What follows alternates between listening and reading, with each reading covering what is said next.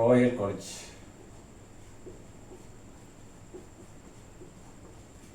(2022)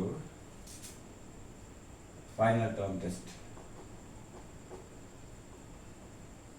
Final term MCQ. Right.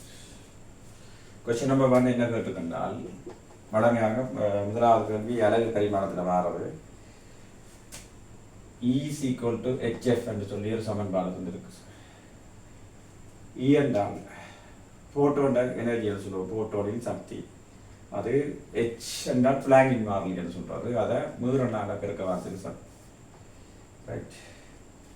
இப்போ ஹெச்சின் பரிமாணத்தை கேட்டு ஹெச்சில் பரிமாணத்தை கேட்டால் ஹெச் என்றது இ என்றதை எஃபால் பிரிக்க வரும். அலகடி பார்த்தோம்னால் இ என்றால் சக்தி ஜூல், ஃப்ரீக்வன்சின்னு சொன்னால் செகண்ட் -1 வேற போக்கில் செகண்ட் வரும். அப்படி என்றால் ஹெச்சுக்குரிய அலக அடிப்படை கணியங்கள் சார்பாக எழுதலாம் என்றால் ஜூல் என்றால் கிலோகிராம் மீட்டர் செகண்ட் -2 இன்னொரு மீட்டர் அளவு இருக்கும், நியூட்டன் மீட்டர் தானே. ஸோ அதை இன்னொரு செகண்ட் அளவு இருக்கணும் என்றால் இது அலகு கிலோகிராம் மீட்டர் வர்க்கம் செகண்ட் -1 வரும் ஹெச்சுக்குரிய அலகு.